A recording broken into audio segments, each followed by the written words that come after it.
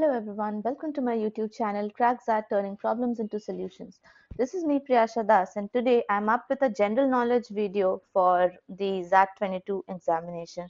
Now I'm not going to teach here any topics or something like that, but I'll just be letting you know what is most frequently asked in this section so that you can just take care of it in the last few days and at least manage to get a positive number out there. As you all know that it won't be counted in your selection process, but yeah, of course, if you just complete your written paper nicely and you get selected for the GDPI round, in the PI round, might be your GK scores are considered only when you have a tie with someone, or it can be a situation where like only if the interviewer wants to take a dig at you, he would might go through your general knowledge answers as well. And I'm saying this based on some interviews I have seen for some previous year students who just told that for one or two of them this happened that their GK answers were evaluated during the personal interview round, but for the majority it's not the case, so don't need to worry about it. So I'll just be telling you that what are the sections you need to concentrate upon when you are preparing for your GK section. Side by side, of course, I don't want you to prepare for the GK entirely for a day or so. Just do it side by side when you're tired of practicing the other questions. Okay, so the general knowledge questions which come in the ZAT examination are primarily, focused on the topics like corporate world. Now, you people are sure that of course you are sitting for an MBA examination, so the questions would be related to the corporate world, and so this section is one very important section. Now when I say corporate, I know it's a big vast area which can cover up various different kinds of questions. So I'll tell you what kind of questions are asked in the corporate section. So the last video on mergers and acquisitions, if you remember, right? So this is not just a part of, I'll just write it in short. So in mergers and acquisitions, it's not just a part of decision making, but is equally important for the GK as well. So the recent mergers and the acquisitions which have come up or taken place, that would be a part of a current affair question for you. But don't think that they can't ask a static GK question for you. Static GK in the sense, what can be the static GK in merger and acquisitions? The static part can be so far which is the most biggest merger or most biggest acquisition, the amount, biggest amount, this kind of things in the field of, let's say, entertainment, or in the field of steel, something like that. Okay, so the biggest acquisitions and mergers become static GK for them, and they might ask you these type of questions as well. And when I say corporate, yeah, one more very important section over here can be that they would be asking you about the banks. Okay, so this is one very important section under corporate sections only. Bank. Okay, banks.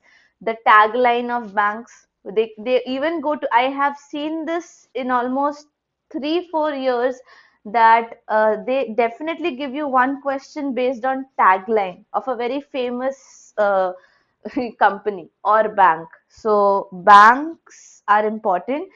Banks gave loan, or banks supported someone, or banks getting merged. Okay, so these kind of important things you need to search on Google. See, the reason I'm telling you the topic names is you can just go through the Google now and just type in there, right, that the recent mergers and acquisitions in 2021 or in 2020, like this, or the largest acquisition. You can just type now. So after watching this video, your second job should be to go and search these things in Google and find out what is the answer for certain things. We are not discussing questions now, we are just discussing the topics. Okay, similarly for the corporate section, you can also, focus on something related to the businesses around the world. Now, international things are also considered here. So, international business and how it affects us, that is the Indian business, okay, is also a very important thing to cover under the corporate section. Okay, so these kind of things come under the corporate section. Next is, you can call these social political issues. Okay, they are very interested in the social political issues. So you need to search what are the recent social political issues that have taken place in the year of 2021 for your current affairs. And for the sake of the static part over here, you can, you know, just know about some movements, not in history, but some movements. Like you can call the farmers, okay, the farmers who are like who were having, were sitting for so long. That is one kind of a movement for, taking back those farm bills. So these kind of social political issues, not just for the current affairs sake, but in the history also, if it happened sometimes that because of some, protests, something was taken away or something, just try to search that and see if that exists at all. If yes, that can be a possible question for you in the social political issues.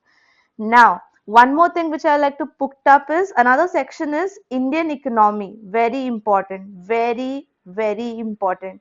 Indian economy is the favorite section for these ZAT question paper setters. Okay. And in this Indian economy, they would ask you all possible questions like what is the GDP, like that's very, very easy, but I'm just telling you what amount of tax is the service tax. Okay, these kind of very basic things. Why? Because you must be having the bills. Okay, whenever you purchase something, you see that your tax has been divided into sections, but we pay least interest to read that what percentage of tax is the service tax, what is the other taxes. We don't pay attention, we just see, oh, so much of tax. Okay. So that's the general awareness which I was talking about in my essay writing video as well. So if you haven't seen the essay writing video, you can also click on the I button at the top or just check the description box or my playlists. Okay, because I'm asking you to go to the essay video, because these topics which you are going to learn for the GK will also be equally important for you to write your essays if at all you get a current affairs related essay topic. Okay, so make sure you have a visit there as well. All right. Next comes industrial history. Okay, this is something new. Let me add. Industrial history means they will ask you the questions based on history, but the questions based on history will not be like when did Babur come to India or whom did Akbar marry, for whom was the monument made. No, no, no. Industrial history, to be specific.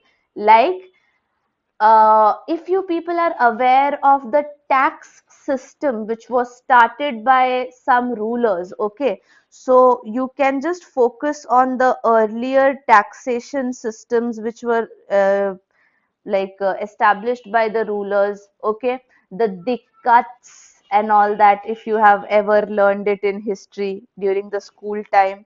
Similarly, the other industrial history can be that what kind of effective things were taking place, like what kind of barter system was existing in this particular time era, right? So these kind of questions you would see that will have a lot of hold in your 25 questions of GK.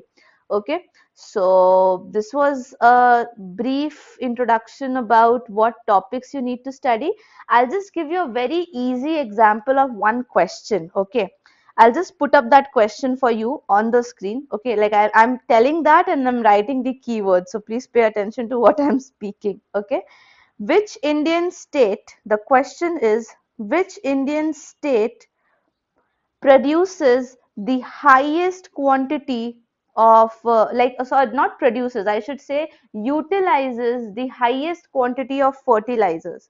So the question is, I repeat, which Indian state utilizes the highest quantity of fertilizers? So I'm just writing the keywords: highest quantity, okay, of fertilizers. So I am just giving you a pause so that you don't need to pause the video and you write your answers in the comment section. Okay. And after thinking, okay, do you need the options as well?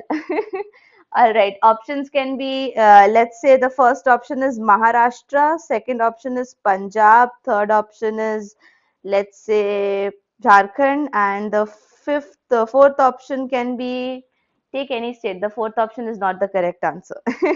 Just kidding. Jammu and Kashmir. Okay, let's say. Okay. So here we have Maharashtra, Punjab, Jammu and Kashmir, Jharkhand. You all know that 3 and 4 cannot be the answer. The competition is between Maharashtra and Punjab. Now, here, what I wanted to tell you is not the correct answer of this question, but what I want to tell you is this is just the other way of asking you which Indian state has the largest land under agriculture. Because, of course, the Indian state which has the largest land under agriculture will be the one which will be utilizing the maximum fertilizers, right? Common sense.